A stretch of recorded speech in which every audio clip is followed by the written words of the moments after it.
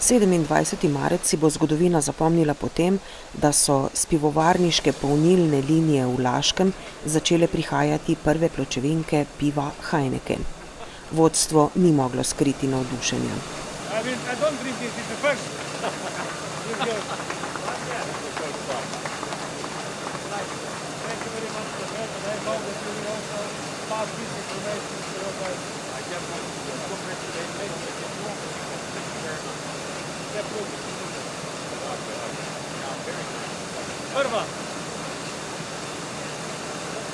Potem, ko je Heineken to danes naredil oziroma bo naredil, moram reči, da je Heineken izpolnil vse in tudi pivovarna Laško na ta način vstopa v neko družbo, v nek sistem Heinekena med boljšimi. To pomeni, da bomo lahko tukaj ne samo polnili, tudi konec leta pričeli delati Heineken pivo, kar pa mislim, da je v tem prostoru, kjer se mi gibamo, unikat in smo ponosni na to. Mr. Ambassador, the meaning of today's event for you and for your country?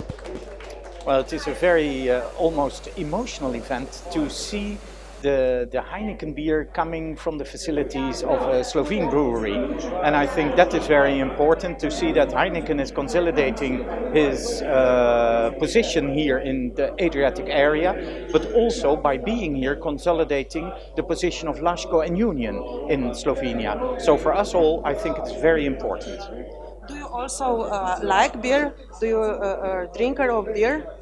Absolutely. And strangely enough, I'm only drinking either Heineken or Laško or Union. That's the only beers I drink. So I really love it, and I'm very proud that we can now combine forces and that I can drink the beers which I really like.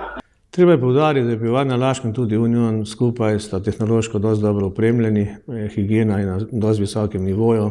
Imeli smo nešteto obiskov strani predstavnikov Heinekena, tudi 22. novembra lani je bil tukaj prvi človek Jean-François, ki je te stvari pogledal in mislim, da so bili to ključni momenti v prepoznavanju možnosti, ki jih daje pivovarna Laško. Mi smo veseli in ponosni na to.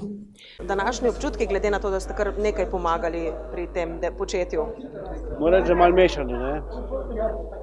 Po eni strani zadovoljen, da je Heineken izbral pivovarno kot neko Laško pivovarno kot strateško, po drugi strani pa, če bi lahko čas nazaj zavrtel, ne, tak dragulj slovenski smo po nepotrebnem prodali.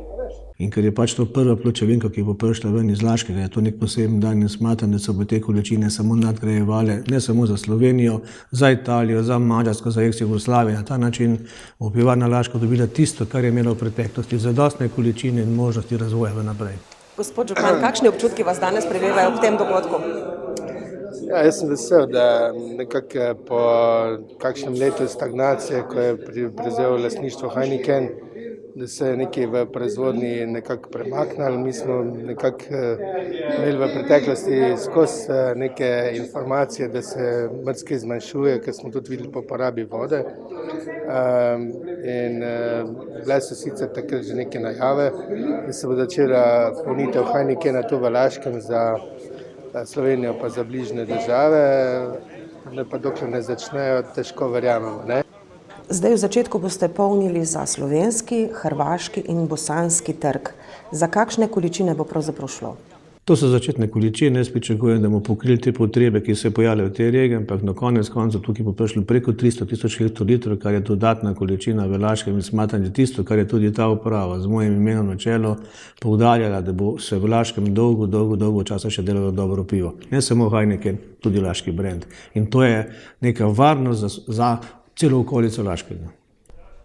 Kljub dejstvu, da gre za začetek novega obdobja, v katerem je jamstev za nova delovna mesta v pivovarni v Laškem več kot kdajkoli v zadnjem desetletju, so domačini zadržani in zavezani domači blagovni znamki.